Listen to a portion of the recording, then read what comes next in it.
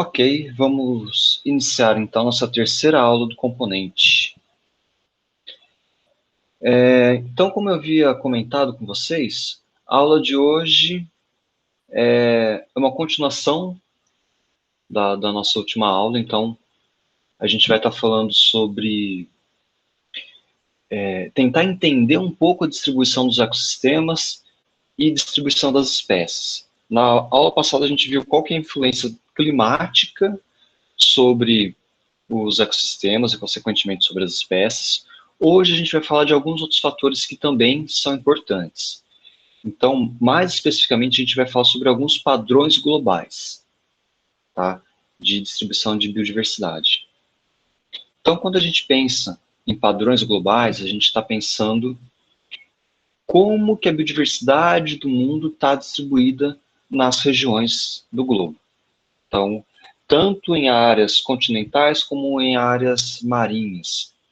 A gente já viu a importância das florestas, a distribuição das florestas tropicais, né, a distribuição de alguns biomas, como que o clima influencia na distribuição desses biomas, desses ecossistemas, certo?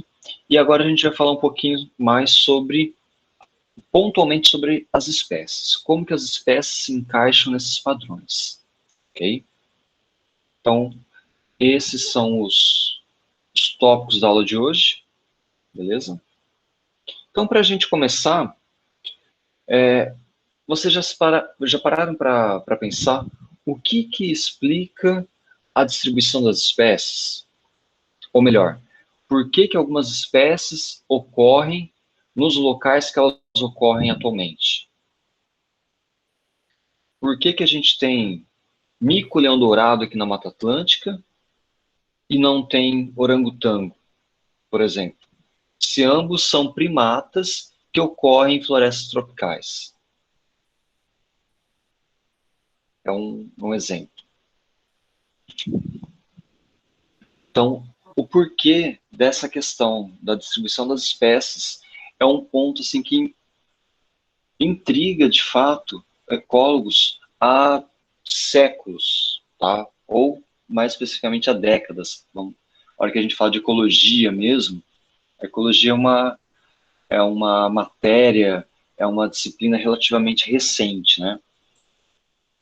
Mas desde Darwin já estudava a distribuição das espécies no mundo todo.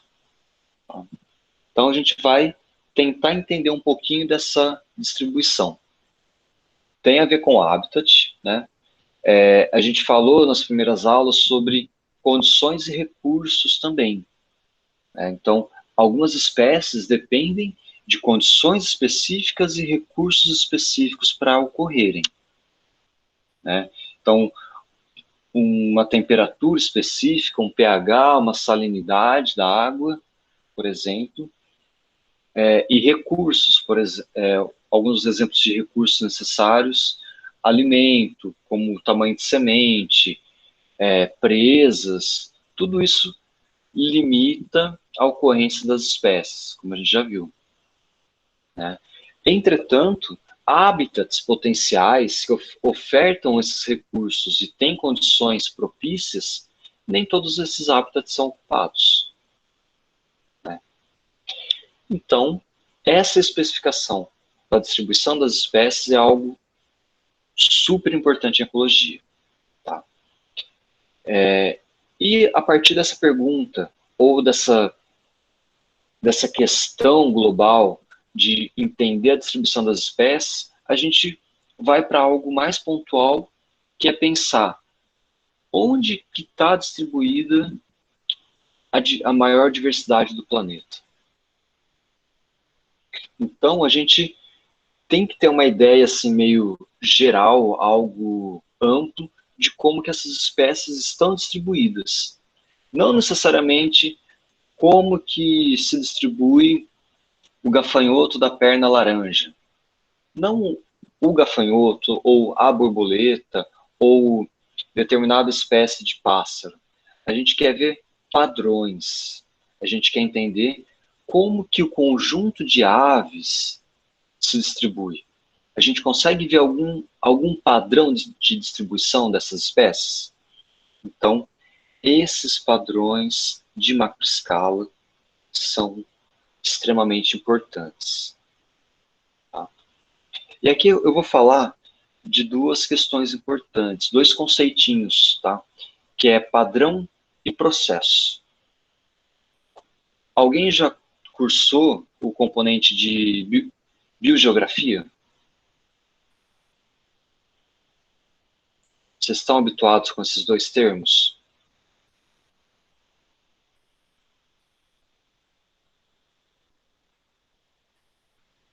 Padrões e processos. Quando eu falar padrões, vocês entendam aquilo que ocorre que não é aleatório, certo? A ideia simples de um padrão é algo que não é de forma aleatória.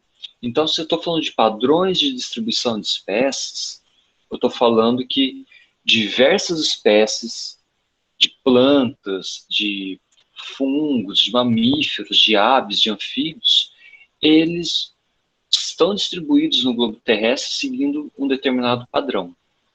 Tá? A gente consegue ver esses padrões se sobrepondo. Beleza? E o que interfere os padrões, ou o que define os padrões, são os processos. Então, eu posso falar processos climáticos influenciando padrões de diversidade. Certo? Eu posso falar processos ambientais, processos de heterogeneidade local influenciando os padrões regionais. Beleza? Então a gente olha aqui para o mapa mundi, a gente consegue, quer dizer, vocês conseguem me falar, olhando para esse mapa, se existe um padrão de distribuição de espécies? Ó, cores quentes, tá? Para cima, reflete locais que têm uma maior diversidade. Cores frias, para baixo, locais com pouca diversidade. Então, poucas espécies, muitas espécies. Onde que a maior diversidade está distribuída? Se a gente pensar, ó, Equador, aqui, né? Certo? Próximo à linha do Equador, a gente tem a faixa tropical. Eu não vou ficar explicando novamente esses termos que a gente já falou na primeira aula, se não estou enganado. Então, a faixa tropical, 30 graus norte, 30 graus sul. Um pouquinho mais, né? Então, a gente vê, ó, a área de maior biodiversidade, as áreas quentes, estão localizadas nas áreas tropicais, beleza? São as áreas que têm maior número de espécies. Ah, mas tem maior número de espécies de quê?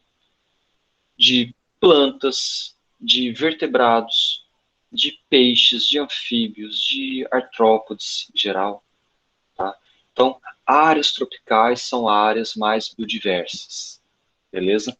E para isso daqui, a gente chama de padrão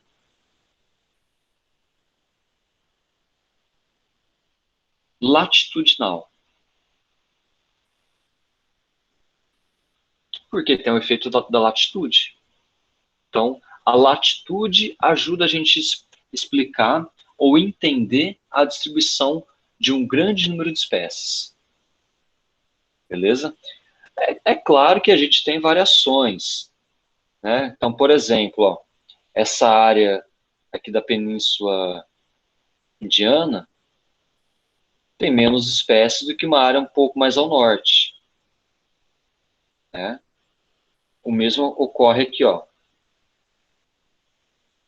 E aí a gente pode pensar, talvez, uma mesma latitude, a gente tem áreas com mais espécies e áreas com menos espécies. Certo? Novamente, ó, na mesma latitude, vamos fazer um traço aqui.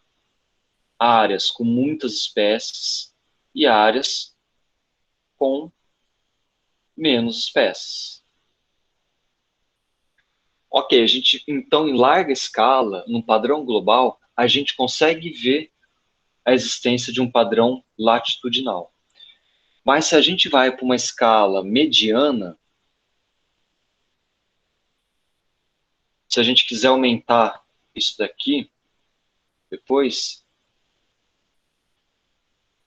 e ver como que as espécies estão distribuídas aqui dentro dessa área, o padrão de latitude a gente não é tão eficaz para explicar em escalas médias, por exemplo. Tá? A gente precisa ter outras explicações, outros processos para entender por que que dentro dessa região aqui eu tenho locais talvez com um pouco mais de espécies, locais com menos espécies, sendo que estão dentro de uma mesma variação latitudinal. Ok? Mas se alguém chegar para vocês e perguntar qual local do mundo tem maior número de espécies, vocês não precisam nem pensar muito que as áreas tropicais são áreas mais biodiversas. Ok? Agora vamos lá. Ok, esse é um padrão. Qual ou quais os processos que explicam esse padrão?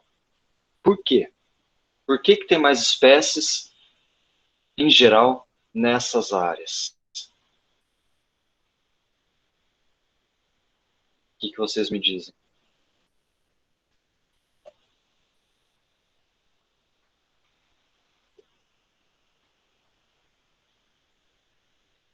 O que que a gente viu nas aulas anteriores que encaixa nesse mapa de biodiversidade? O clima tende a ser mais estável, ok? E a gente está falando de áreas mais quentes, né? A região tropical é a região mais quente do que as regiões temperadas. Então a gente tem uma explicação climática, né? Ou o clima ajuda a gente a entender parcialmente isso. Boa radiação solar também, tá? Então a gente está falando de radiação, clima mais estável, ou um clima que varia menos, né? Vamos somar essas questões para a gente entender. A hora que a gente vai ver, então, plotar isso em gráficos, eu já falei para vocês que interpretação de gráfico vai ser comumente abordada nessas aulas. Então, aqui a gente tem um gráfico de latitude por número de espécies. Então, latitudes intermediárias, latitudes baixas até latitudes tropicais, 30, é onde a gente tem os picos de biodiversidade, ó, onde a gente atinge 1.400 espécies por ponto analisado. Okay? A hora que a gente vai para áreas polares, menos 80, menos 60 ou mais 60, a diversidade cai drasticamente. Tá? Então a gente está colocando num gráfico cartesiano a explicação ou basicamente isso que a gente está vendo nesses gráficos de calor. Tá? Aí a gente tem uma outra relação, que é com relação à precipitação anual. O que a gente pode ver? Locais com maior precipitação, a gente pode falar que pelo menos acima de 800 milímetros de chuva por ano são os locais com maior número de espécies também. Então, vocês já comentaram da amplitude térmica, né? Então, locais com menos amplitude, locais com maior radiação, locais com maior precipitação. Então, ó, chuva, calor, estabilidade climática são fatores importantes. E aqui a gente tem um outro ponto. Ó, se para precipitação a gente tem um gráfico que é mais ou menos assim, a hora que a gente vem aqui para baixo, analisar a elevação, a gente tem uma relação negativa. Locais de menor altitude tendem a ter um maior número de espécies. Conforme eu subo a montanha, ó, então aqui eu estou indo para 500 metros, 1.000, 1.500, estou lá no topo do Himalaia, 3.500 metros de altitude. Espera-se encontrar uma diversidade relativamente baixa de espécies. E aí isso faz sentido, porque conforme aumenta-se a altitude, conforme eu estou subindo uma montanha, como que é o clima no topo da montanha? Como que é o clima no topo das montanhas, em montanhas muito altas, de 2.500, 3.000 metros?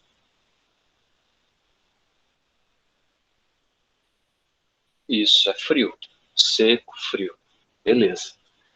Então, a gente tem também uma relação de temperatura implícita. Então, indiretamente, a temperatura também está relacionada com a elevação. Tá? Mas aí eu posso estar comparando 0 metros de altitude. Isso significa o quê? A beira do mar, na Bahia. Ou eu posso estar na beira do mar, né, 0 metros de altitude, no Alasca. A altitude é a mesma.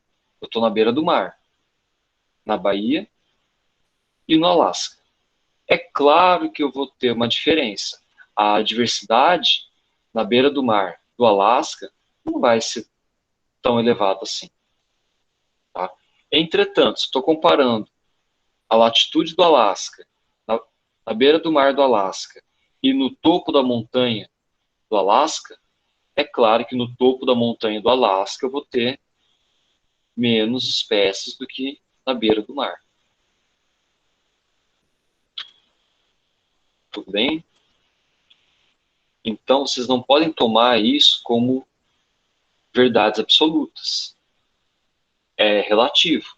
A hora que eu estou falando de altitude, no geral, se eu estou pensando numa mesma latitude, tá? Significa o quê? Numa mesma latitude, numa mesma linha, aqui, com relação à distância ao Equador. Ou a linha pode ser aqui, ou aqui, em qualquer local. Na beira do mar, ou no topo da montanha. À beira do mar eu tendo a ter mais espécies. Então eu faço uma associação desses fatores, certo? A latitude, ela interfere na energia. Energia vocês podem pensar como radiação solar, e a gente vai falar de um outro tipo de energia também, que é a produtividade primária. Tá? Quanto maior radiação, mais energia produzida eu tenho, maior produtividade primária. A latitude interfere na temperatura, interfere na distância entre localidades e também no tamanho das áreas. E aí a gente tem diversidade alfa, diversidade gama e diversidade beta. Ok? Diversidade alfa, que é aquela que a gente vai falar um pouco mais, significa número de espécies. Riqueza, tá? Diversidade beta é sinônimo de turnover. Turnover é substituição de espécies. O quanto que as espécies estão variando de um local para o outro. Então, eu só consigo comparar, eu só consigo ter um valor de diversidade beta se eu estiver comparando duas localidades. Tá bom? Então, vamos supor, na localidade A,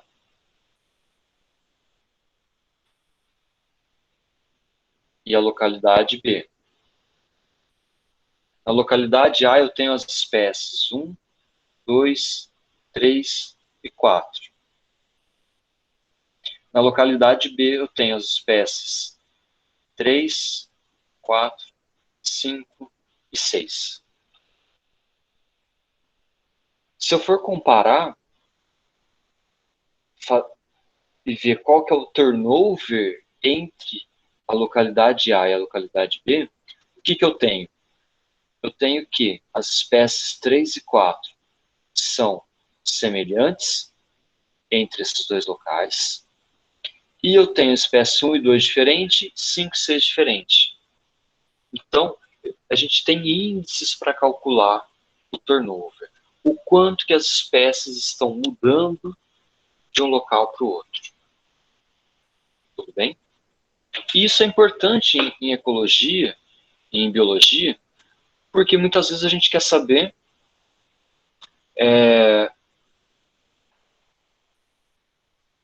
sei lá, aqui no Monte Pascoal, aqui perto. É uma região de tem uma certa altitude, né? Quanto que as espécies estão mudando da base do morro para o topo do morro? Ah, eu tenho 50 espécies aqui de sapos e 50 espécies aqui embaixo também. Olha, a minha riqueza, a minha diversidade alfa, ela é exatamente a mesma para as duas localidades, certo? A biodiversidade é a mesma. Só que essas 50 espécies que estão aqui em cima, elas são as mesmas daquelas que estão aqui embaixo? Provavelmente não. Aqui em cima eu tenho espécies adaptadas a um clima um pouco mais frio, não muito, né, mas um pouco mais frio, a um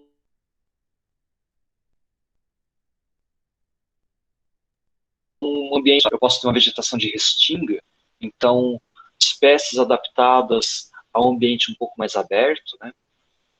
Ou seja, eu vejo quanto que as espécies estão mudando de um local para o outro. Tudo bem?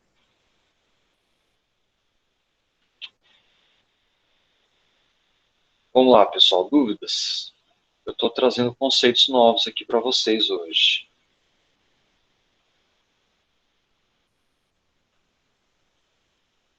Pode seguir?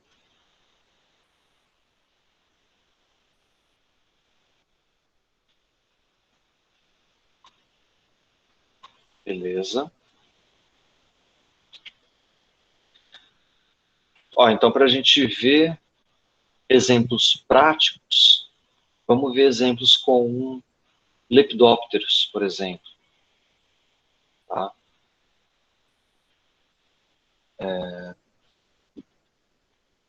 Só um minutinho, gente.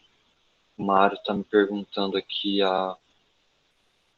Tem mais gente tentando entrar na aula e não consegue.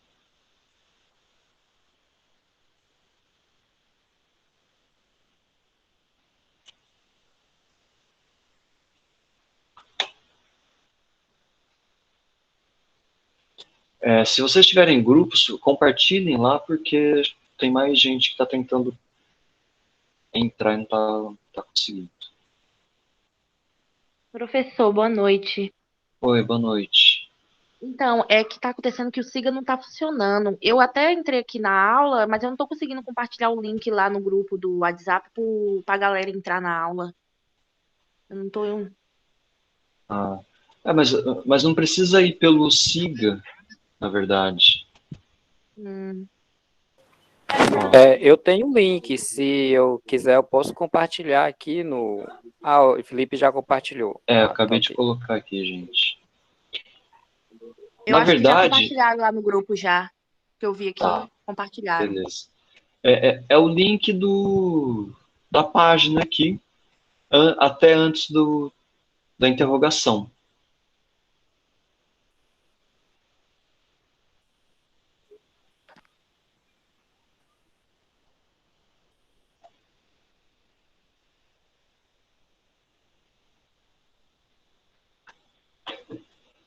Bom, ok.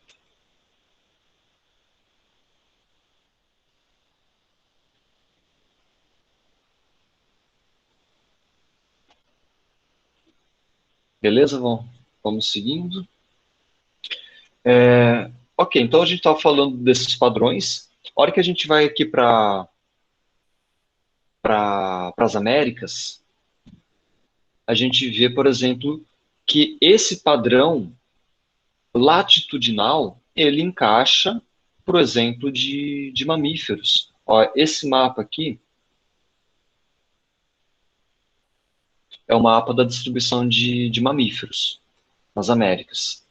Ó, cores mais fortes representam locais com maior biodiversidade. Cores mais fracas, locais com menos biodiversidade. Ó, a gente consegue ver que na região tropical a gente tem uma biodiversidade maior, que coincide com o local de floresta amazônica, né? E coincide também com uma região de grande biodiversidade aqui, ó, que é a região dos Andes também. Então, nesse caso, a Cordilheira dos Andes é um amplificador de biodiversidade. Ok? A gente vai entender mais para frente também o porquê como que alguns eventos biogeográficos ajudam a explicar melhor essa questão da distribuição das espécies e do número de espécies. Então, para mamíferos, a gente consegue ver esse padrão, né? Áreas mais frias, áreas com menos espécies. Oi. Obrigada, Carleane. Oi, Ivone, o microfone está aberto.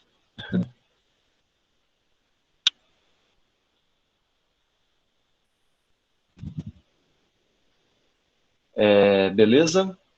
A pessoa está chegando agora, né? Estavam perdidos sem o link também, né, galera? Vamos lá, então, seguindo. A gente viu para mamíferos e para lepidópteros, para as borboletas e mariposas. A gente tem algo parecido. Ó, quando a gente vê nas Américas, o gráfico verde, a gente vê que a região, de maior biodiversidade, região tropical, né? Quando a gente está falando da... Tem mais gente entrando. Então, isso aqui serve bem para a região das Américas, tá? Para borboletas. Borboletas do Velho Mundo. Basicamente essa região aqui, ó, Europa, Arábia e África. A gente vê que tem esse aumento na região tropical e tem um outro aumento aqui nessa região da Europa, né? Ou seja, essa região aqui, ó, entre 20 e 30 graus, para o Velho Mundo, é uma região com uma baixa diversidade de borboletas. O que vocês... Qual o processo ou quais fatores explicam essa baixa diversidade de borboletas aqui nessa região? Por que que em local com uma latitude maior, onde é mais frio, tem mais borboletas do que aqui? Região desértica, exato. Aqui a gente está falando do deserto da Arábia e deserto do Saara, né? Então, não adianta só ter calor. Se não tiver chuva, não tem biodiversidade. E na Ásia Oriental, na região mais oriental da Ásia, é bem parecido. Ó, a gente tem esse aumento aqui. E aqui a gente está falando de uma região de floresta tropical. Calor e umidade. Tá? Ok? Então a gente consegue ver que esses padrões latitudinais funcionam para vários grupos. Só que tem algumas exceções. Por exemplo, em áreas desérticas, né? Por exemplo, em áreas de grande altitude. Tá? Certo? E aí a gente vê um mapa comparando número de mamíferos continentais, terrestres, tá? E mamíferos marinhos também. Então, ó, cor azul mais forte também indica mais diversidade oceânica. Cor vermelha mais forte indica maior diversidade terrestre. Então, áreas tropicais, para a gente falar dos oceanos, ó,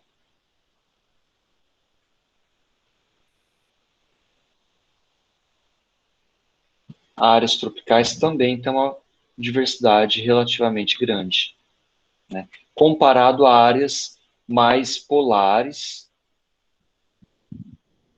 e áreas temperadas, onde tem diversidade menor.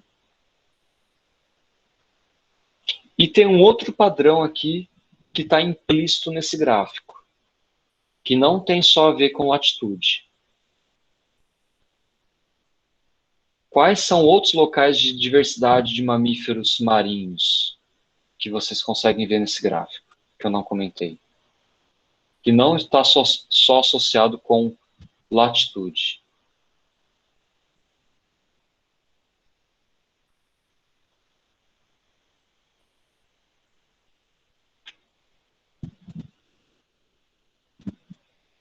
Conseguem ver algum outro padrão para mamíferos marinhos?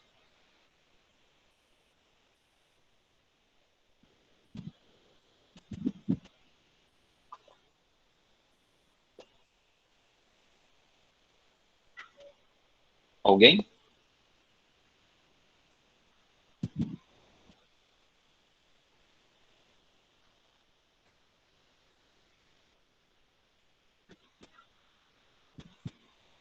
Estão me ouvindo?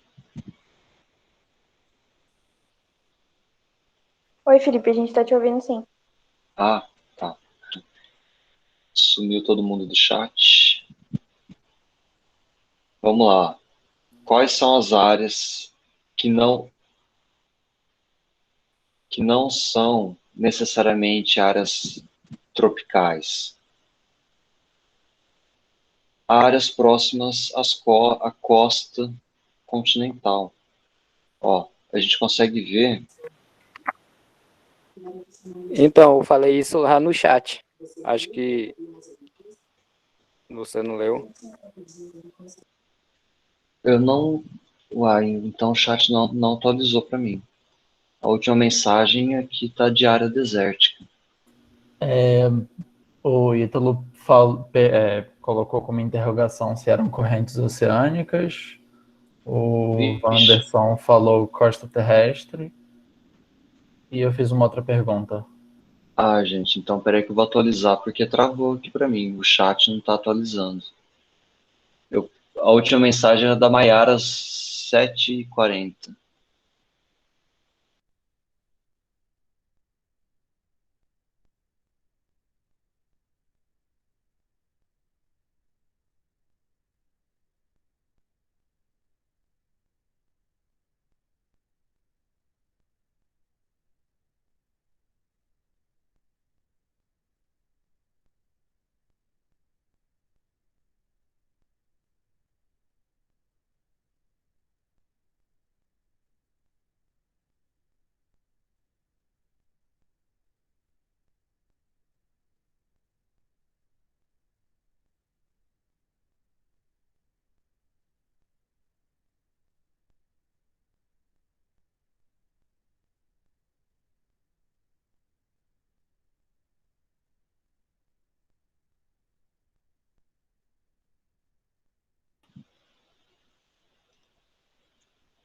Oi, voltei, turma. Deixa eu ver. Tá péssimo aqui para mim.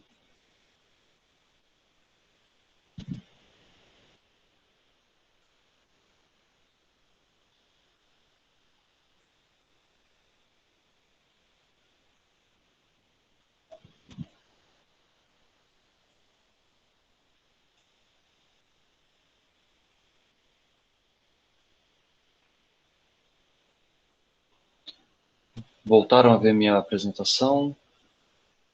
Sim, você quer que leia o que perguntaram no chat? Porque eu acho que quando você sai, você não consegue ver, né? Eu perdi.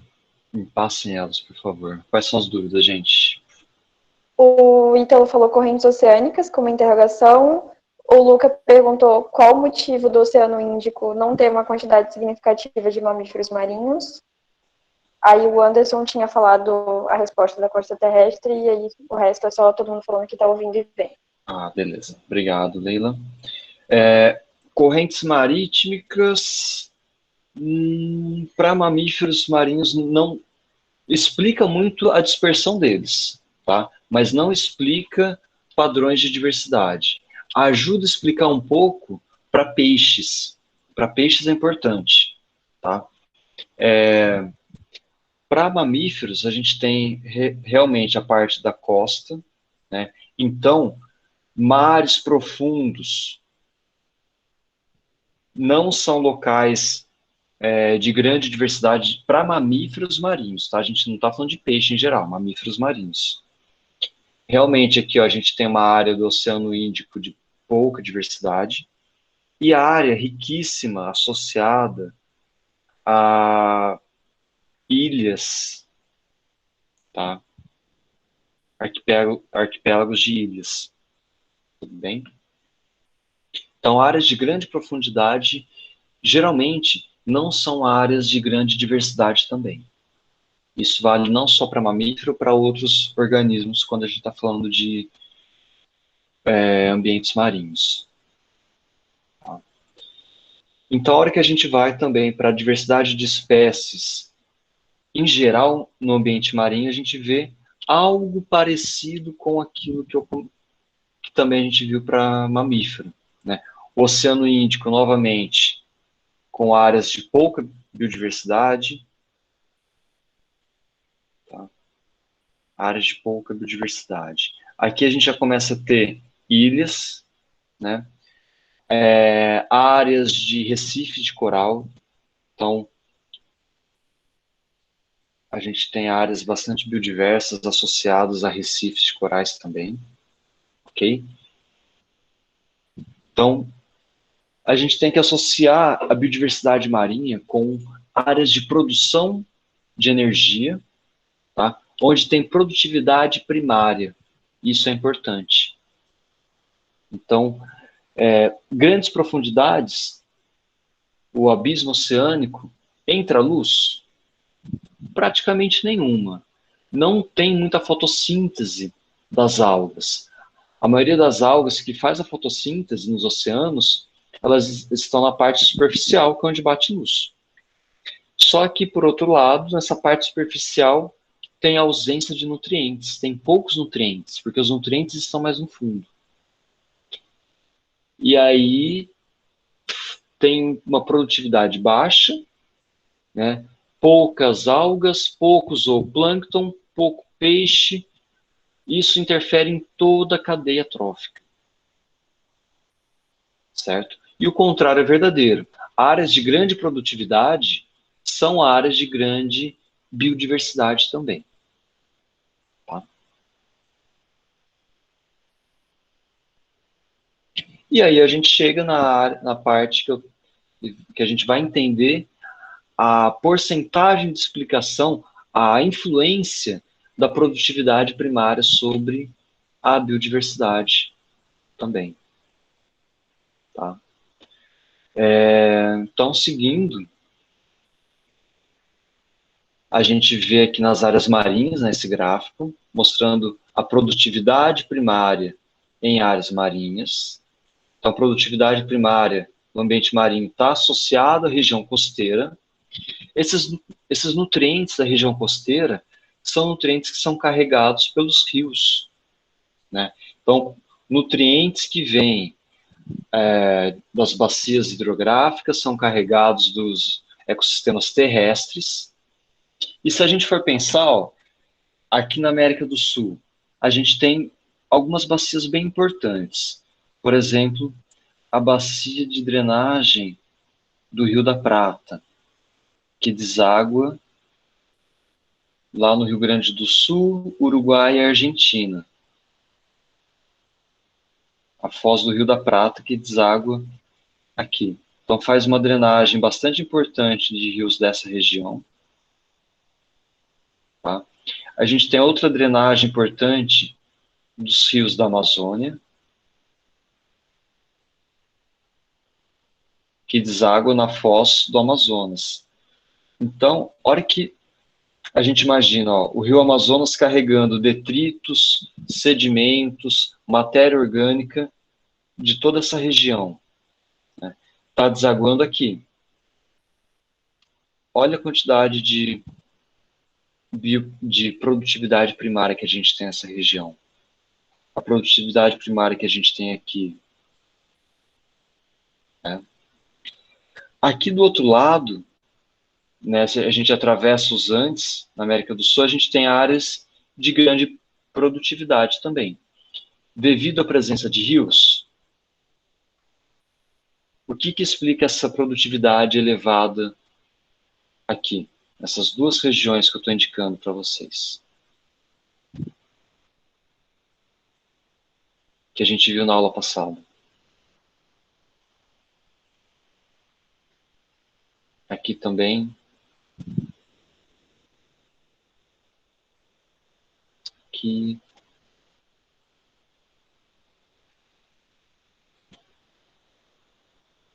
Água fria que sobe, que são áreas de ressurgência.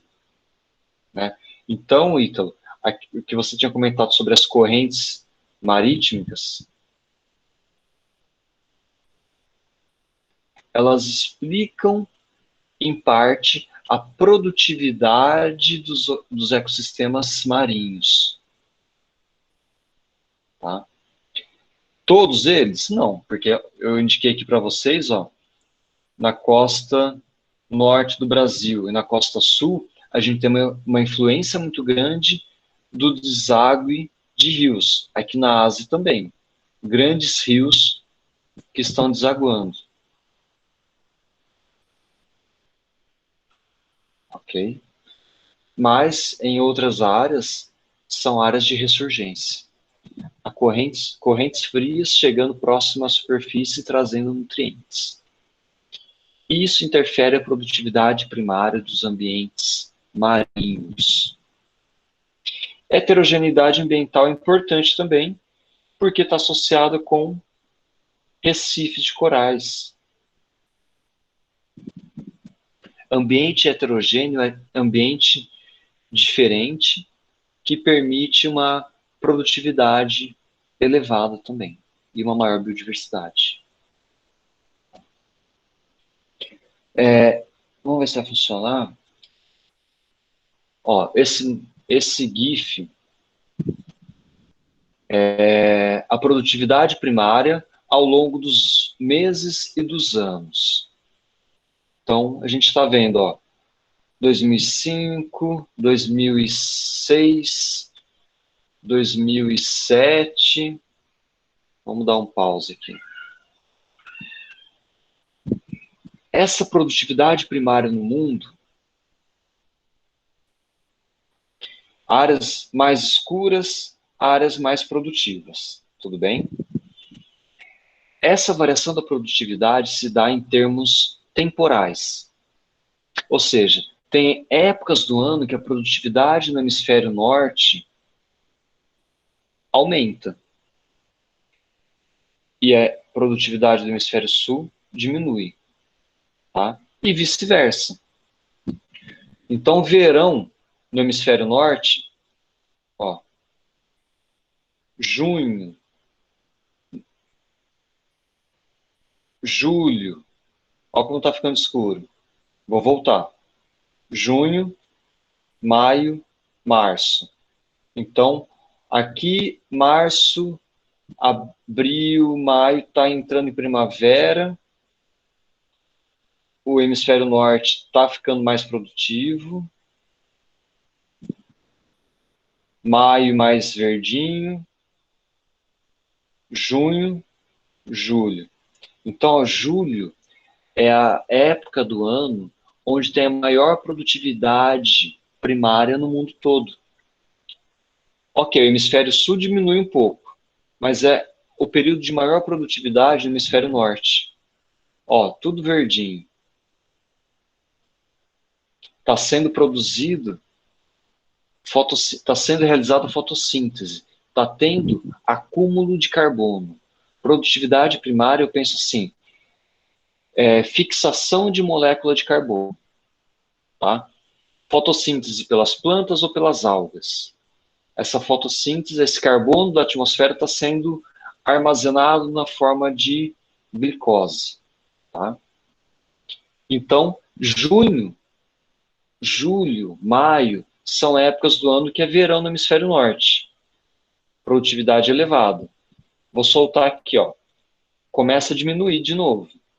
Dezembro, o hemisfério norte voltou a ficar mais claro. Inverno, frio, vai subindo de novo. Então, ano a ano, a gente vê essa variação. Hemisfério sul, diminui um pouco a produtividade. Ó, a gente vê bem nessa região. Nos meses do inverno, nosso inverno, que é junho, julho, agosto, e aumenta sempre no verão. Ok? Ou seja, os padrões globais de latitude variam também de acordo com a época do ano, né? As estações do ano interferem na produtividade primária, consequentemente interferem também no padrão de biodiversidade. Isso aí a gente associa com época de migração de espécies. O que acontece quando é inverno no hemisfério norte? Os passarinhos vêm para cá. Na verdade. Baleias fazem migração também. Peixes. Tá? A gente tem migrações sazonais de gnus aqui na África. A gente tem migração sazonal de bisões. Ok? Ou seja, são épocas do ano onde os animais migram entre áreas de acordo com a produtividade, de acordo com a disponibilidade de alimento e também com as condições ambientais. Né?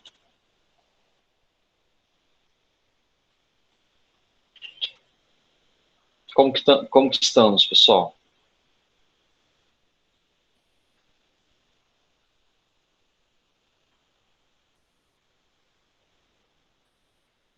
Tudo bem? Beleza? Tá. Valeu. Então, o que a gente está falando até agora, ó, sobre a produtividade primária, que a gente vai começar a falar produtividade primária líquida, que é a produtividade primária que sobra, PPL, ela está associada com um conjunto de fatores. Esses fatores que a gente já comentou, calor, né? Precisa ter radiação solar, precisa ter energia solar, precisa ter água, precisa ter nutrientes. São 3 fatores primordiais para que ocorra a produtividade primária líquida, para que ocorra fotossíntese. Beleza? Então, a fotossíntese, a quantidade de energia produzida interfere na riqueza de espécies, que eu também posso chamar de diversidade alfa, né? E a biodiversidade ou riqueza alfa, riqueza de espécies, está relacionada com quantidade de energia solar e precipitação. Ó, que eu estou falando aqui. Energia solar, precipitação, que é a disponibilidade de água. E quando a gente relaciona esses dois índices, a gente pode falar de um terceiro índice, que é evapotranspiração potencial. Ó, vários nomes para vocês guardarem hoje. Evapotranspiração potencial, ETP, a sigla. Produtividade primária líquida, PPL. Então, a evapotranspiração potencial, a quantidade de água que pode ser evaporada do solo e transpirada pelas plantas. É quanto de água que a planta perde. É um termo bastante comum em agronomia, na agricultura de forma geral, porque se mede a evapotranspiração potencial das plantas, uma planta cultivada, uma planta nativa, que é o quanto que essa planta está transpirando, quanto que ela está perdendo de água, né? Então, plantas que perdem muita água em determinada época do ano, quer dizer que o calor está muito grande, né? E tem pouca chuva. Essa água do solo precisa ser reposta, principalmente por irrigação. Então, a gente aumenta a produtividade de lavouras, tá? A gente aumenta a produtividade primária líquida, aumentando a disponibilidade de água no solo, por irrigação ou pelo método natural de chuva. Então, esses termos eles começam a ficar mais palatáveis para a gente. Produtividade primária líquida, é um termo muito confuso. Se eu pensar produtividade, quando eu penso em produtividade de uma lavoura, eu penso quantidade de grãos que está produzindo, quantidade de sacas de cacau, né? Produtividade, aquilo que está sendo produzido. E eu aumento a produtividade, geralmente com a oferta daqueles recursos que estão em menor quantidade, aqueles recursos que são limitantes. Por exemplo, água, por exemplo, nutrientes também. Ok?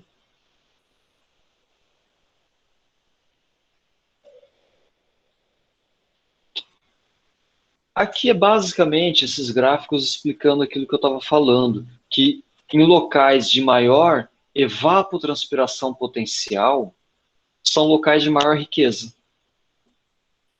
Então, se estou falando de evapotranspiração, estou falando de locais que, teoricamente, têm uma produtividade primária elevada. Então, tem água, tem calor, né? Tem radiação solar e tem nutrientes. Okay? E esse padrão, conforme aumenta a evapotranspiração potencial, aumenta a riqueza de espécies. Ó, eu tenho esse padrão nos gráficos. Isso se eu estiver falando de aves, mamíferos, répteis ou anfíbios. Então, de forma geral, é um padrão observado para vertebrados. Opa, eu falei do padrão latitudinal. Agora é um padrão associado com evapotranspiração potencial também. Beleza? Locais de maior evapotranspiração potencial são locais de maior biodiversidade. Vamos lá, pessoal. Acho que vocês devem ter dúvidas. Podem ir perguntando.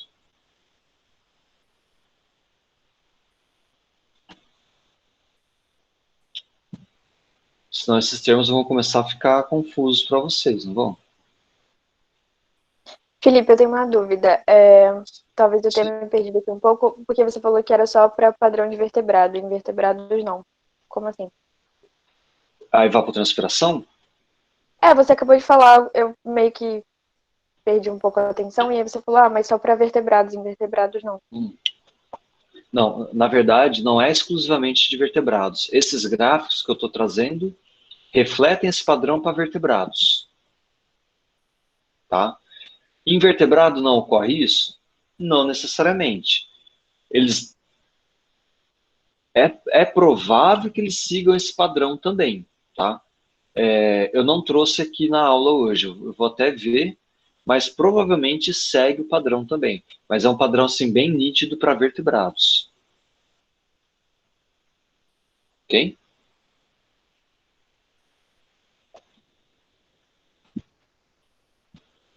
Entendi. Beleza.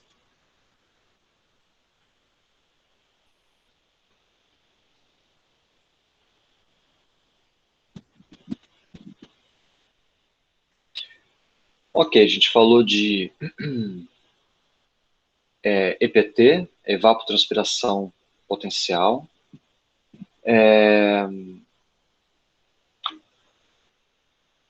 Agora tem uma questão que é um pouco mais complexa. Eu falei da produtividade no ambiente marinho, né? A produtividade está relacionada com a biodiversidade. Para ambientes terrestres ou para alguns grupos, aquele padrão que eu comentei com vocês, ele pode mudar um pouquinho, né? A hora que a gente pensa em produtividade, a gente pensa esse padrão aqui, ó, padrão positivo, aumentando a produtividade, aumenta a riqueza. Ok, ele é válido para vários casos. Entretanto, a gente pode ter variações, por exemplo, aqui, onde a produtividade não tem efeito nenhum. Ou a produtividade pode ter efeito negativo. Produtividade intermediária tem um efeito positivo e produtividade baixa e elevada, valores negativos. E o contrário também.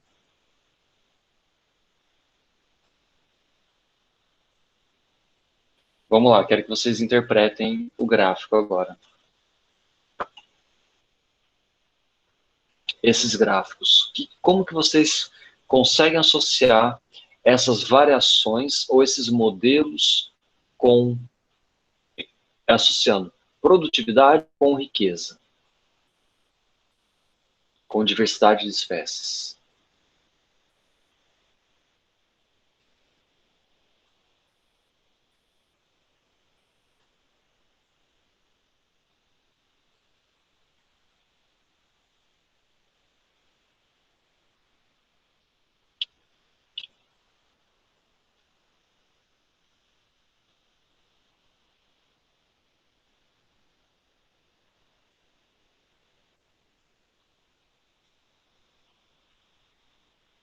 Alguém? O positivo é aquilo que a gente viu para os ambientes marinhos, né? Agora vamos lá. Como que alguém me explica esse padrão negativo? Eu pensei naquele caso de eutrofização, eu acho. Você tem um aumento tão grande das algas que aí você tem um problema, se afeta outras espécies ali. Todo esse aumento de produtividade. Não sei. Produtividade muito alta que chega a eliminar algumas espécies do ambiente, né? Esse primeiro gráfico aqui em forma de U, ele tem essa variação aqui, né? Ele aumenta, cai, aumenta, vai tendo uma oscilação aqui na produtividade. De maior, menor, maior de novo. Ele vai sempre... Aqui é o declínio que vai de acordo com o que a explicação que você deu da disponibilidade dos recursos, né? Então, ele tende a cair.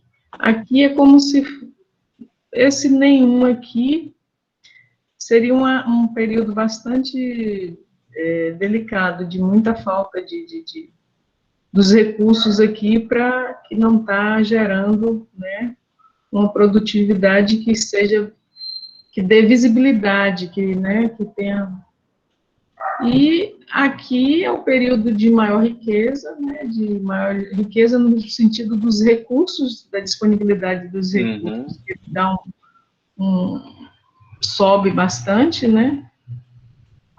E aqui, essa aqui, ele tem um sentido inverso do primeiro, ele tem uma oscilação menor, maior, depois desce, está mais para o negativo do que para o positivo, porque o negativo ele se mostra aqui duas vezes, né?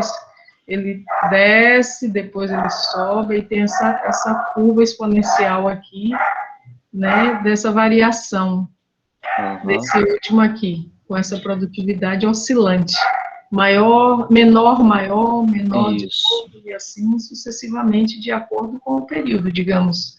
É um período de chuva, mas deu uma estiada, ou o contrário, né? Digamos que seria o recurso básico, que a água, né? A questão é que a produtividade, ela está aumentando. E aí, o que está sendo alterada é a riqueza. A que você está falando nessa questão mais voltada para a questão da riqueza em si, né? Isso. Mas, de qualquer forma, se uma coisa está ligada à outra, né? Se você produz muito, obviamente, você tem um recurso maior para que isso aumente a sua riqueza. Se você produz menos, você certamente vai ter uma queda nessa questão da sua riqueza. Então, esse último gráfico aqui, para mim, estaria representando mais ou menos isso aí, né? Essa oscilação essa variação de produtividade aliada à riqueza. Certo. A interpretação do gráfico está correta, Ivone. Esse ponto que você falou, maior produtividade, maior riqueza, é o que a gente vê nesse padrão positivo. Aqui. Tá? Deixa eu ver aqui no chat, o Marcelo comentou, o padrão negativo está tendo uma maior produtividade e a riqueza de espécies está diminuindo, a gente pode associar com esse padrão de eutrofização. Então, está produzindo mais fotossíntese pelas algas, só que elas estão também consumindo oxigênio. E aí, de um lago. Isso ela vai acabar matando outros invertebrados e peixes desse ambiente. Então, diminui a riqueza porque explora outros recursos. Esse é um padrão negativo. Tá? Esse padrão negativo também pode estar associado, por exemplo, com competição. Se a gente pega uma área de solo e fertiliza essa área bastante, a gente permite que tenha uma maior produtividade, tá? Só que se essa área de solo for dominada por gramíneas, essa espécie dominante, ela pode excluir outras. Ou seja, se o solo fosse heterogêneo, alguns locais de maior produtividade, outros menos, a gente conseguiria ter uma riqueza maior de espécies. Tá? E aí a gente tem padrão neutro, onde nenhuma aumenta a produtividade, mas não aumenta a riqueza. Essa forma de U, tá?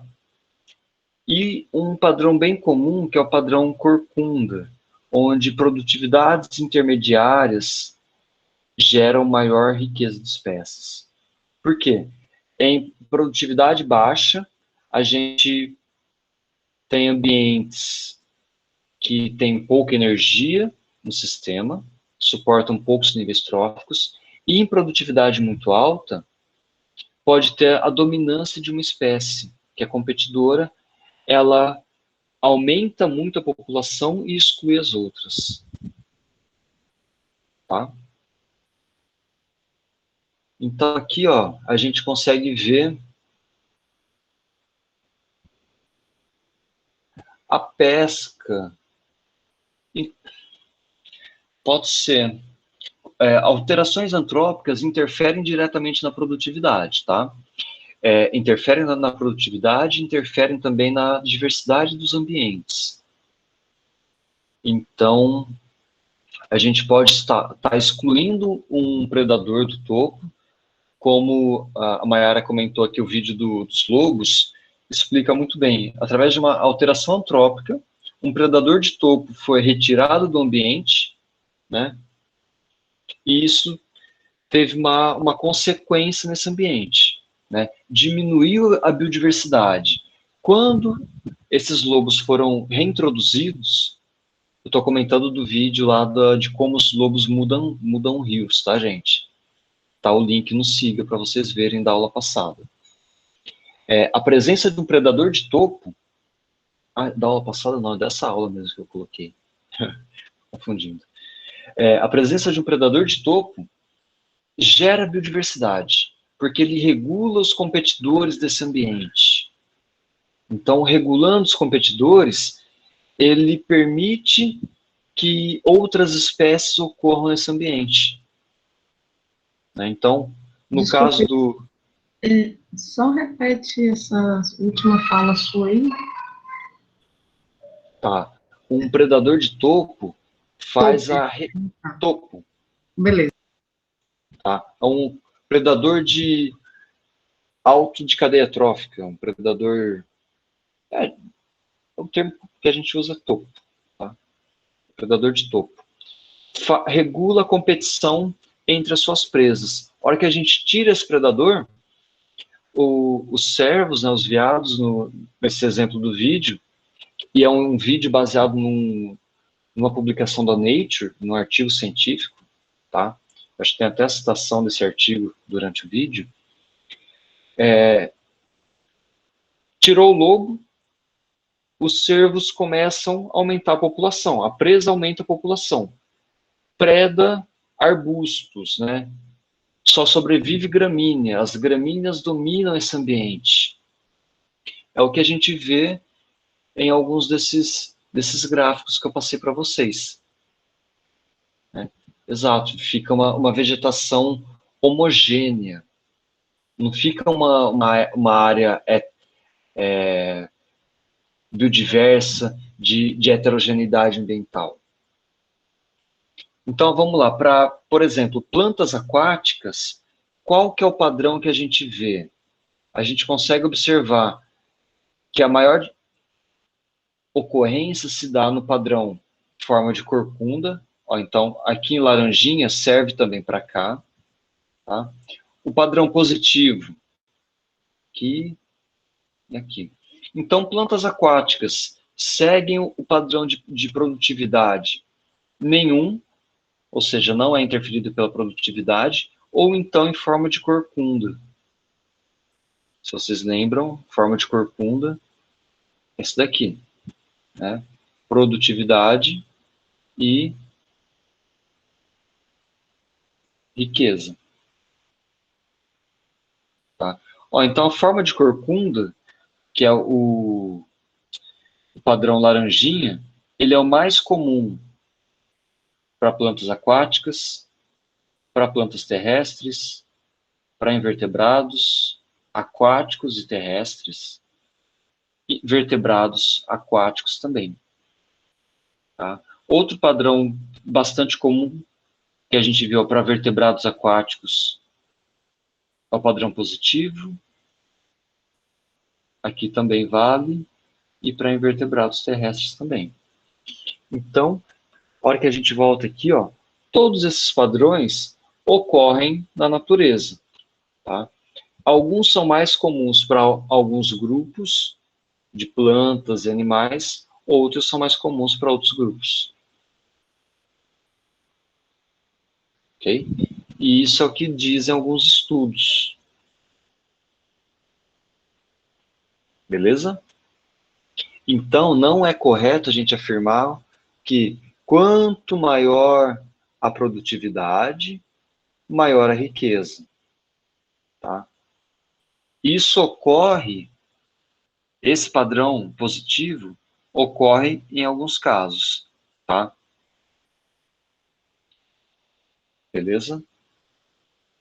Por exemplo, aqui, aqui, aqui. Só que não é padrão. Tudo bem? Ó, eu estou repetindo várias vezes a questão. O que é um padrão, o que não é padrão. Tá? Padrão é ver esse modelo se repetindo em vários grupos. Aí eu tenho um padrão bem definido. Esse modelo se repete para vários grupos? Não. Se repete para alguns. Né? Qual que é o modelo que se repete para a maioria dos grupos? Esse daqui. Né? Ó, é o mais comum. Para praticamente todos os grupos. Então, o padrão de produtividade do tipo corcunda, o modelo de produtividade do tipo corcunda é praticamente um padrão que ajuda a explicar a diversidade de espécies. Ou seja, locais de produtividade intermediária. O que é uma produtividade intermediária? É relativo também, né, gente? Eu tenho que sempre estar comparando. Mas que esteja nessa faixa aqui, ó. Não uma produtividade em forma de U. Isso. Em forma de U é até mais bonito do que falar em forma de corcunda, né? Então, esse modelo de produtividade em forma de U, ele é praticamente um padrão que ajuda a explicar a biodiversidade. Tá?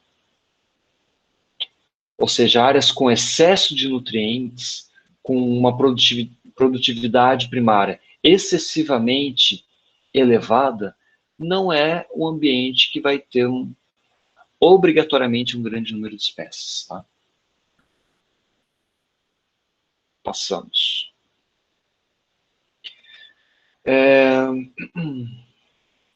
Ok, então a gente está falando sempre um pouquinho de ambiente terrestre, a gente volta para o ambiente marinho.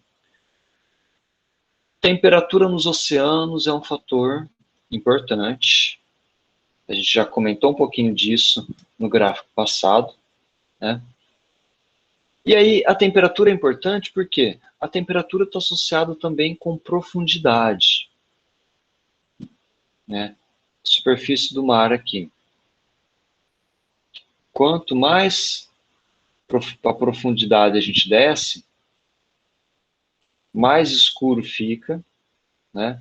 Menos luz atravessa,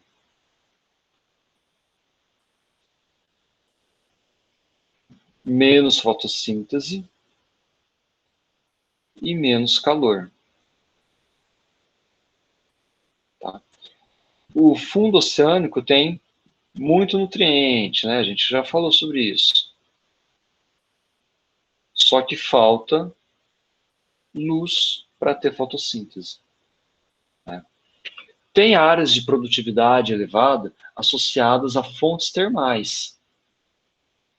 Então, a gente pode encontrar bactérias quimiosintetizantes nesses ambientes que usam o metano ou o enxofre de algumas emanações vulcânicas, né? Por exemplo, aí tem a associação de anelídeos, né, classe Cipúncula, por exemplo, que faz quimiossíntese nesses ambientes, tudo bem? Então, a temperatura, de forma geral, é um padrão,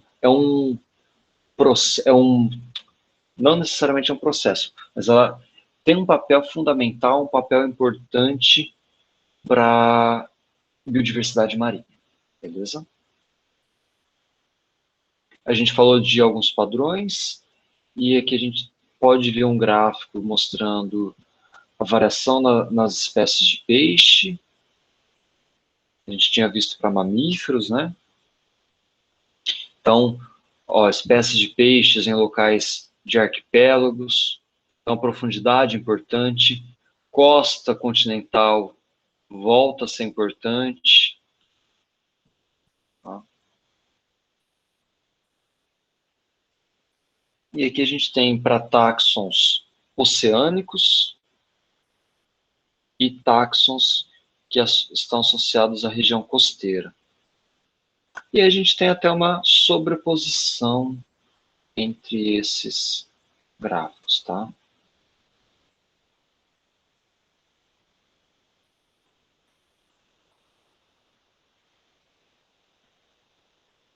E também para tubarões, né? Então a gente pode ver tubarões costeiros, tubarões de águas profundas, né? Atum, né? Espécies de atum. A gente tem esses padrões conhecidos. Beleza?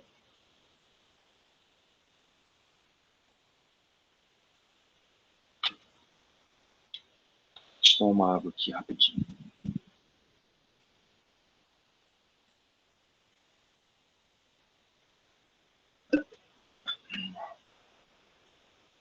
Ok. A hora que a gente começa a ir para uma escala regional, uma escala menor, até agora a gente está falando de padrões globais, né? Em escalas menores, se a gente quiser comparar, vamos entender a diversidade aqui na Mata Atlântica. Na Mata Atlântica do sul da Bahia. Beleza, a gente não tem uma variação climática tão grande e a gente não tem uma variação latitudinal tão grande. Tá? Só que a gente pode ter o quê? Variação no contexto de paisagem, no contexto da região, que é o que a gente chama de heterogeneidade ambiental. E aí é uma questão bem interessante em estudos que a gente usa muito estudo de ecologia de comunidades, tá? Então, eu não vou entrar muito a fundo, que vocês vão ver isso bastante no próximo componente de vocês. Ecologia de comunidades, tá? Mas esses padrões regionais, a heterogeneidade ambiental é um ponto importante. Tá? Heterogeneidade ambiental é basicamente o quê? Quanto que o ambiente está mudando de um local para o outro, entre hábitats. Tá? O quanto que esse habitat é heterogêneo em número de espécies, em síndromes de dispersão, em plantas de tamanhos diferentes. Então, só plantas herbáceas, gramíneas, plantas herbáceas, plantas de grande porte, tá? Essa heterogeneidade ajuda a aumentar o número de espécies do ambiente também, certo? Então, por exemplo, ó, a diversidade de aves, nesse gráfico aqui, qual que é o padrão que a gente vê? A gente vê o padrão positivo, concorda? Quanto maior a diversidade na altura da folhagem, maior a diversidade de espécies de aves. Isso é até fácil de explicar, porque a gente imagina que tem ave que prefere ovipor na grama, ave que ovipõe no toco de árvore, ave que ovipõe nos galhos. Então, se eu tenho folhagem de altura diferente, eu tenho variação do ambiente. Se eu tiver variação no ambiente, propicia-se que mais espécies de aves ocorram nesse ambiente. Mais espécies de aves ocupem os nichos vagos. E aí a gente vê um ambiente muito homogêneo, uma pastagem, por exemplo, a gente tem um ambiente que é pobre em número de espécies. Tá?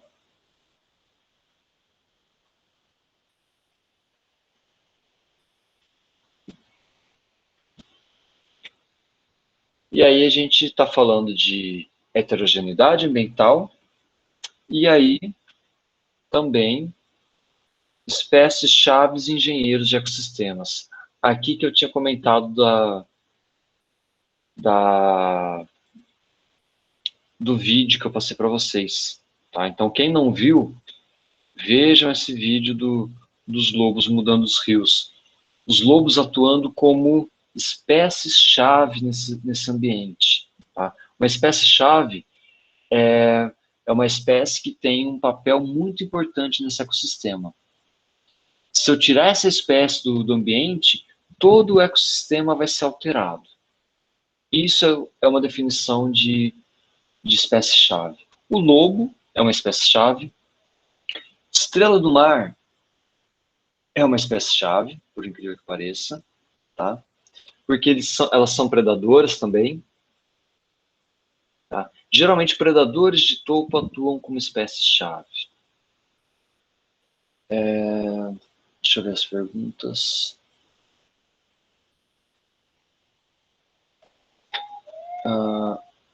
Se alguém já viu pombo em árvore,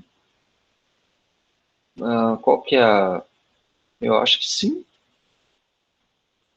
Qual que é a questão sobre os pombos nas árvores?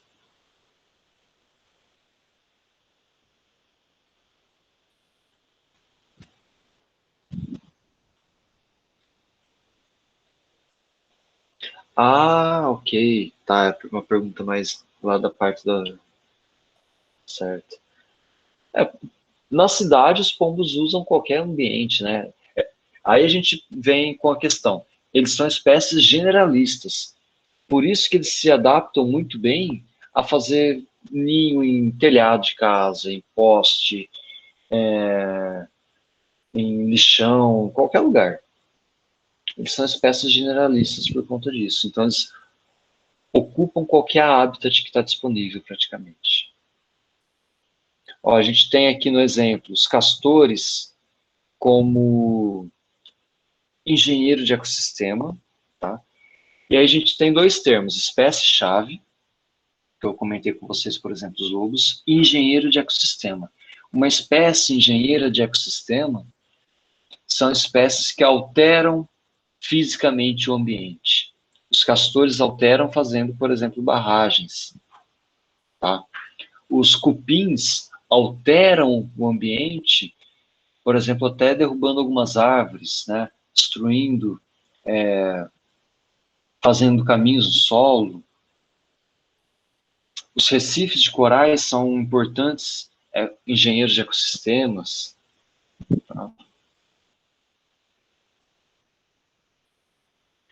Ok?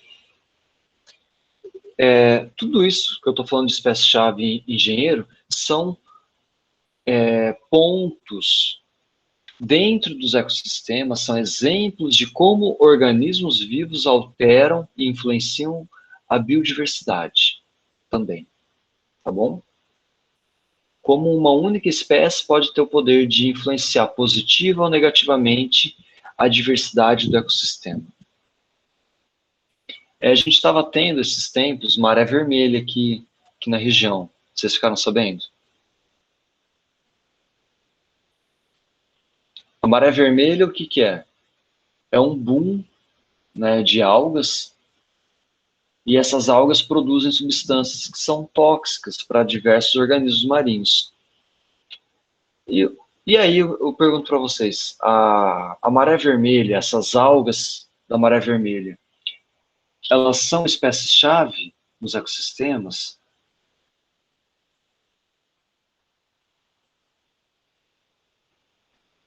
Qual que é o efeito delas nesses ecossistemas costeiros? Elas interferem bastante na biodiversidade, elas podem levar diversas espécies à morte, né?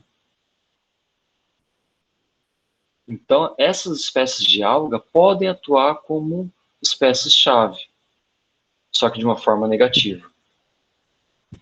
Tá? Limitando a ocorrência de outras espécies, de outras algas, de caravela, de peixes, tá?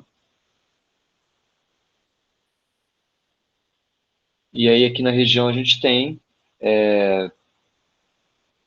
alguns quinidários, alguns recifes de corais que atuam de forma positiva, como espécie-chave também. né, como engenheiro de ecossistema.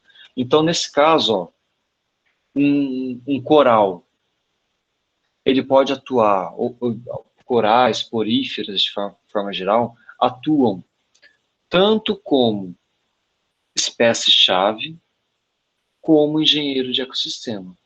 Tá? Espécie-chave por quê? Porque propicia que outras espécies colonizem esse ambiente, né, suportam a ocorrência de outras espécies, e engenheiro de ecossistemas porque estão alterando fisicamente o habitat. Puxando agora a sardinha para o meu lado, tem algumas lagartas de borboletas, que também são engenheiras de ecossistema. Tá? Não sei se vocês já chegaram a ver algumas folhas, né? Uma folha normal. Tem algumas lagartas que fazem teia e enrolam essas folhas. E aí a gente vê a folha como se fosse um rolinho, um canudinho. Tá?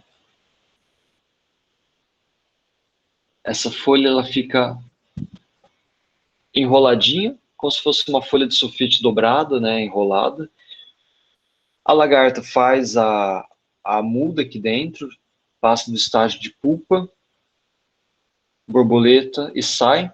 E quando ela sai, ela deixa a folha modificada. Essa folha modificada, ela serve de abrigo para aranha, para formiga, para outros organismos depois também.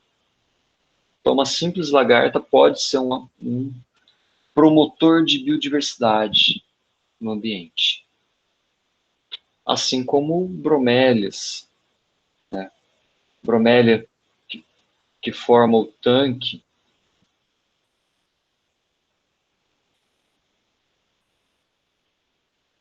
aquele tanque de bromélia que junta água aqui dentro, né, tudo mais.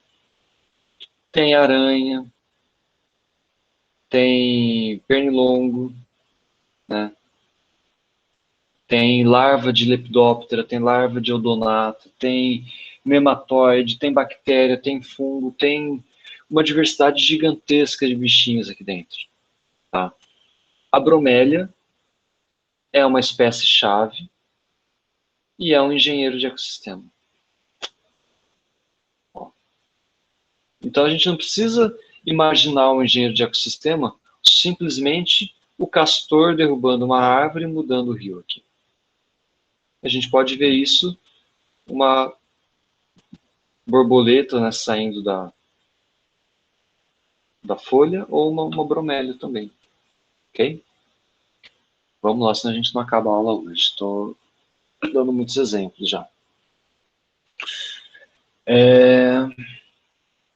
Ok, engenheiro de ecossistema, espécie-chave, espero que esteja claro para vocês. A importância deles numa escala regional para atuar na promoção de biodiversidade. Tá bom? Promotores de biodiversidade. Eu coloquei esse slide aqui, só que eu acho que eu não vou entrar em detalhes sobre ele hoje. Eu não vou explicar hoje biogeografia de ilhas, tá? Mas para a gente associar que a gente está falando de fatores de média escala, em média escala a gente tem influência da topografia. Topografia todo mundo sabe, né? Declividade, altitude, tipo de solo, tá? Profundidade do solo, por aí vai. Mesoclima, né? Hora que eu estou falando de mesoclima, a gente imagina assim, ó, na nossa região a gente tem o clima tropical, né? Beleza. Só que o clima tropical daqui da costa já é diferente do clima tropical daqui de Eunápolis, que é diferente de se a gente for seguindo mais para o interior do estado, né? Porque é um clima tropical, só que ele vai ficando mais seco. Aí a gente já está falando de mesoclimas, beleza? Solo, profundidade em ambientes marinhos, né? a altitude que a gente comentou e a longitude, tá? Em média escala. Beleza, gente? Então, quando a gente está falando de biodiversidade num contexto regional, a gente tem que considerar todos esses fatores climáticos, abióticos, e a gente tem que considerar o fator dessa espécie-chave, engenheiro de ecossistemas, o homem, que altera o próprio ambiente, né? Atua perturbando os ecossistemas. E, geralmente, essas alterações antrópicas, elas atuam de forma negativa na biodiversidade, né? Desmatamento, queimadas, e por aí vai. E isso tudo leva à perda de biodiversidade. Fragmentação, tá bom?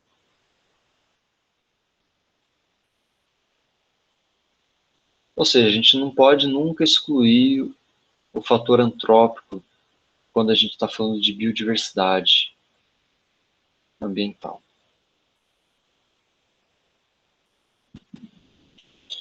Beleza, então, a hora que a gente volta a pensar na escala global, a gente percebeu que as regiões tropicais são regiões de maior biodiversidade, né? E isso a gente pode ver em alguns pontos de escala regional também. Para a gente explicar isso, tem algumas hipóteses centrais. Aqui eu trago duas hipóteses. Uma das hipóteses falam que durante as glaciações, espécies das regiões temperadas foram eliminadas ou forçadas a migrarem para regiões tropicais. Então, espécies das áreas temperadas tiveram que migrar para as regiões tropicais, senão elas iam ser extintas. E, por outro lado, durante as glaciações, a região tropical não sofreu diretamente com o avanço das geleiras. Eram hábitats mais estáveis, tá? Então, se a gente começar a pensar historicamente, a gente tem um fator histórico que também ajuda a explicar a biodiversidade atual. A gente tem fatores atuais e fatores históricos.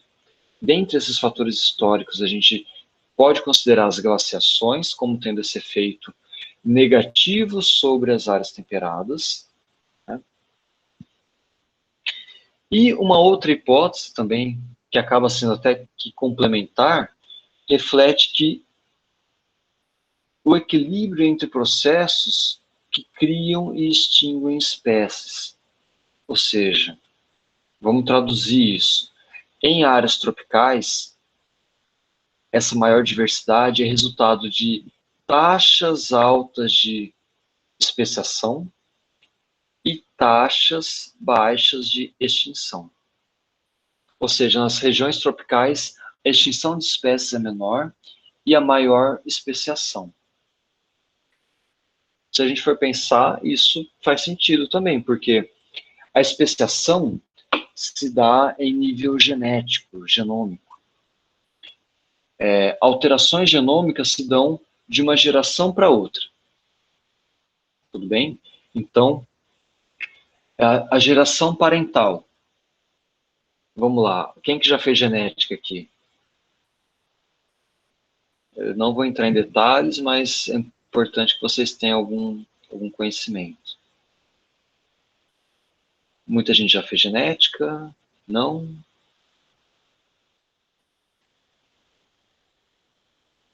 Não, alguns não, né? Tá. Geração parental. O que é a parental? Geração P. Pais. Né? Quando os pais têm filhos,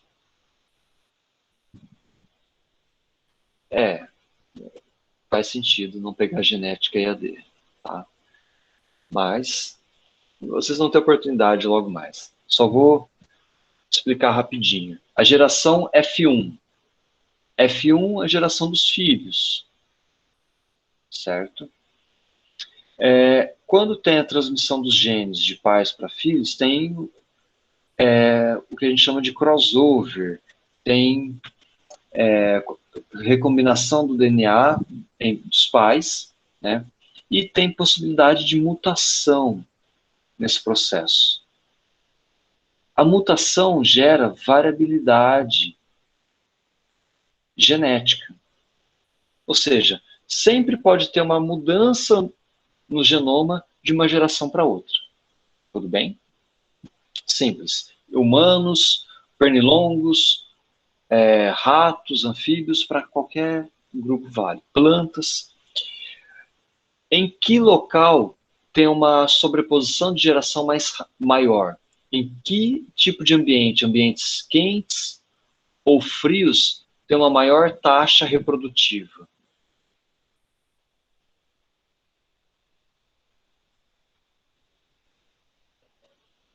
Quando que tem mais pernilongo? No verão ou no inverno? Ambientes quentes, no verão. Então, temperaturas elevadas aceleram a taxa reprodutiva das espécies, tá?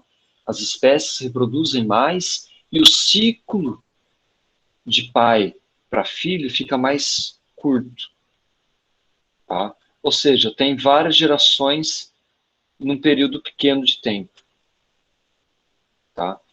Ou seja, em um ano, no ambiente quente, no ambiente tropical, eu posso ter, às vezes, 3 gerações.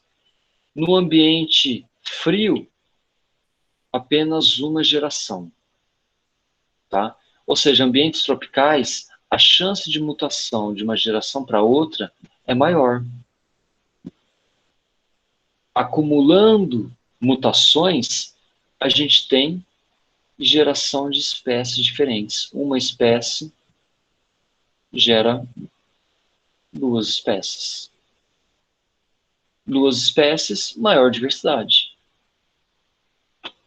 Ok? Outro ponto, fatores históricos, que eu já estou até comentando com vocês sobre esses fatores históricos, né? Então, ambientes, hábitats que são historicamente mais antigos, também podem suportar podem ter uma maior diversidade atualmente. Tá? Vamos lá ver deriva continental.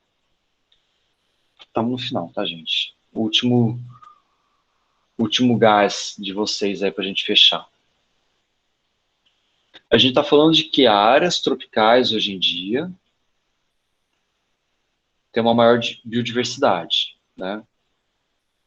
Isso há 60 milhões de anos para cá, tá? 2020. Opa.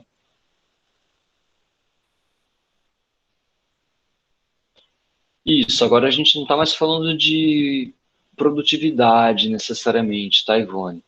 A gente está associando com a questão de ambientes tropicais, tá? Que a produtividade ajuda a explicar, em partes, porque a região tropical tem maior biodiversidade. Tá? Associado com isso, então a gente pensa produtividade mais clima, que o clima também interfere na produtividade, mais fatores históricos. Ó, se a gente vê essa região que a gente chama de região tropical, é uma região que mudou menos do que a região temperada. Tá? Isso permitiu uma maior estabilidade das espécies nesses ambientes. Tá? Isso, Mayara, é um conjunto de fatores. Entre eles, fatores históricos, que eu quero colocar aqui para vocês. Tá? Então, historicamente, como que eram essas áreas no passado, ajuda a explicar a ocorrência de espécies no presente. Tá? Por exemplo, por que tem canguru na Austrália e não tem no resto do mundo?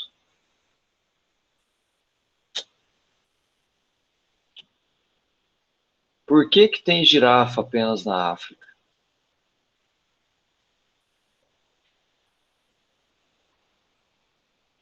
A questão dos marsupiais é bem interessante, tá? Vamos falar sobre ela. Onde está a Austrália? Atualmente, se a gente tivesse um mapa de hoje em dia, a Austrália estaria aqui, mais ou menos, né? A Austrália está separada, isso. É um ambiente separado dos outros continentes. Mas a Austrália, ó, onde ela está? Onde ela estava 60 milhões de anos atrás? Estava ligada com a Antártida. E a Antártida estava ligada com a América do Sul, que estava ligado com a África na Gondwana, né? Os marsupiais, eles tiveram origem filogenética na América do Sul. É um grupo que se originou na América do Sul, tá? Depois que já tinha feito essa separação com a África. Ok. Então, primeiro separa a África da América. Aqui, tá? Os marsupiais estavam aqui. Depois separou aqui, ó. Antártida não era tudo gelo, tá? Igual hoje em dia. E Austrália. Ou seja, os marsupiais tiveram origem na América do Sul, puderam migrar para a Antártida e colonizaram a Austrália. Nesse período, ó, de 60 milhões de anos para frente, os marsupiais da Austrália ficaram isolados do restante do mundo. Tá? Puderam evoluir de forma completamente separada. O que aconteceu com os marsupiais daqui da América do Sul? Evoluíram também, só que eles tiveram contato com outros mamíferos da América do Norte, né? Tanto que, quais são os marsupiais que restaram aqui na América do Sul? Alguém conhece algum marsupial daqui? O saruê, né? Isso, saruê, gambá. Tem algumas outras espécies também de pequeno porte, que também ocorrem aqui no Brasil. Certo? Aqui no Brasil, na América do Sul, existem cerca de 58 espécies de marsupiais. Os grandes marsupiais estão na Austrália. Tá? A cuíca é um marsupial também, tá? Catita, são espécies daqui da nossa fauna. Beleza? E aí a deriva continental, como eu mostrei para vocês, ajuda a explicar a ocorrência de algumas espécies de marsupiais no mundo, espécies de aves não voadoras. Aves não voadoras do mundo, a gente tem ema, emu, avestruz, casuar, né? A gente tem a ema aqui na América do Sul, o avestruz na África, casuar, a ave elefante, que foi extinta também. São aves, essas aves são chamadas de ratitas, são aves que não voam. Elas tiveram origem também aqui, ó, na Gondwana. Ou seja, por uma impossibilidade de dispersarem para os outros continentes, hoje a gente encontra aves que não voam na África, o avestruz, a ema, aqui na América do Sul, emu e casuar na Austrália. O dodô também, né, uma ave que já é extinta. Certo? Então a gente tem essa relação histórica Os pinguins também, Mayara, mas eles são aves que não voam, tá? Só que eles não são parentes das ratitas. Se vocês quiserem procurar na internet também, aves ratitas, que são as aves de grande porte, né? São aves que têm uma origem filogenética bastante antiga. Tá? Se vocês olharem depois para o pé de um emu e o pé de um dinossauro, um tiranossauro, né? Procurem algum dinossauro bípede, vocês vão ver a similaridade de garra, das escamas, é impressionante. Para a gente entender um pouco do relacionamento filogenético das aves e dinossauros. E a hora que a gente vê essas aves que são mais basais dentro da filogenia das aves, elas trazem muito dessas características, né? Diferente de um beija-flor, que é uma ave bastante derivada, de um pinguim também. Tá? E aí, por fim, para a gente fechar a aula de hoje, a gente tem as regiões biogeográficas.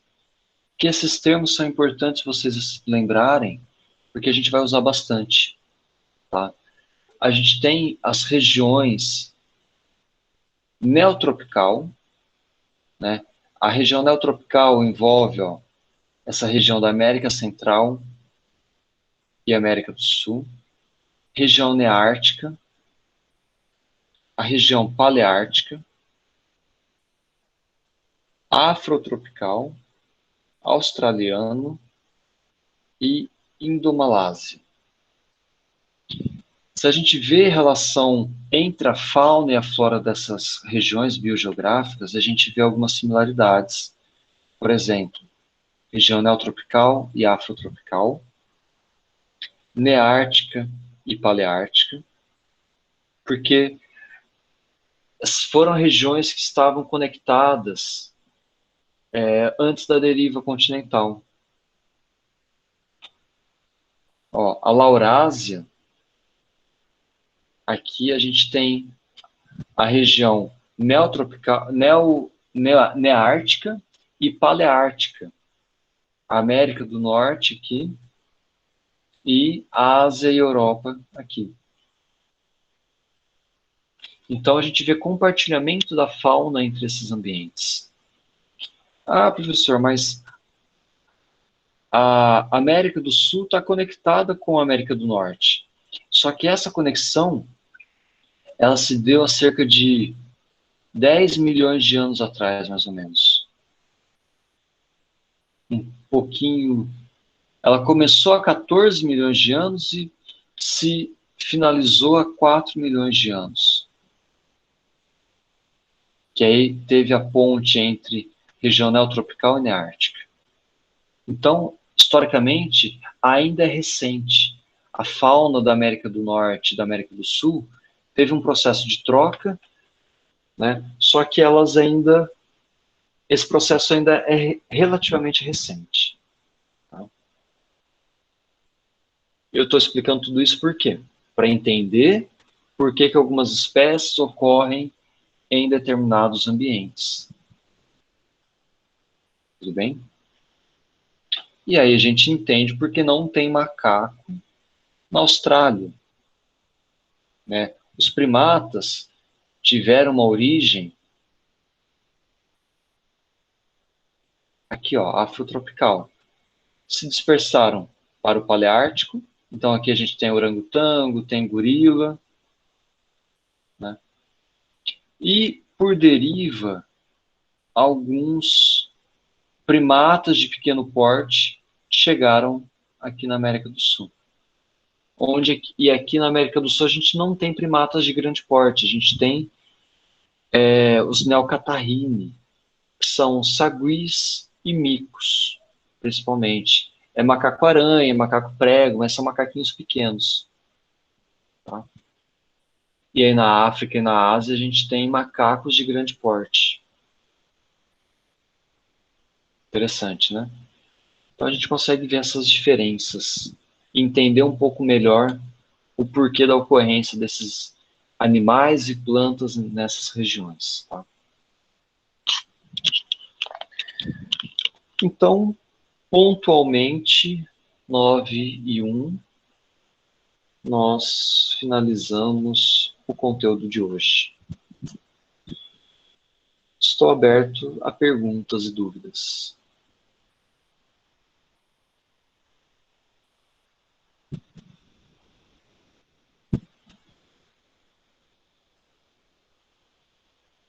Questões, gente?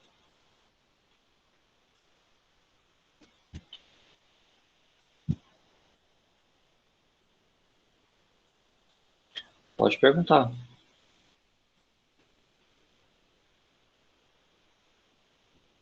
Não é semana que vem. Eu vou deixar a avaliação para a semana que a gente não tem aula, que é a semana do dia 2 de abril, se eu não estou enganado. 2 de abril, tá? Que é sexta-feira santa. A gente não tem aula, então a gente vai ter a aula 4 no dia 19, a aula 5 no dia 26. Depois da aula do dia 26, a gente faz a avaliação. Tá? E ela não vai ser no horário de aula, eu vou colocar a atividade no SIGA para vocês responderem. Tá bom? Então, a avaliação vai ser com relação às 5 primeiras aulas. Tá? Semana que vem, isso, vai ter atividade, Karen. Hoje a gente fecha a primeira parte do componente. Eu estava esperando a gente fechar essa primeira parte para passar uma atividade. Então, semana que vem vocês já vão ver a atividade no SIGA para fazer. Tudo bem? Porque não fazia sentido eu passar a atividade sendo que a gente ainda precisava fechar parte do conteúdo. Hoje a gente fechou, entendeu um pouco melhor como que se dá a distribuição da biodiversidade, padrões, influência do clima, influência da produtividade. A gente fechou um conjuntinho. Eu vou passar uma atividade para vocês. Depois aí tem aula 4 e 5, prova, tá bom? E a gente vai fazendo dessa forma. Ok, gente? Dúvidas? Questões? Eu queria comentar uma coisa sobre essa parte final agora da aula que você estava falando da dispersão de algumas espécies e tal. O Pirula tem ótimos vídeos sobre evolução e dispersão eu acho que tem de mamíferos, dos hominídeos, e são muito legais. Quem gostar, são enormes, mas são legais. Boa. Os vídeos do Pirula são muito bons. Nossa, eu adoro. São enormes, é 1 hora, mas são muito legais. Eu conheci o Pirula pessoalmente. A gente trouxe ele para uma semana acadêmica, quando eu estava dando aula em outra universidade. Ele, pessoalmente, não é das pessoas mais... Como eu posso falar? Mas, pessoalmente é chato. não, ele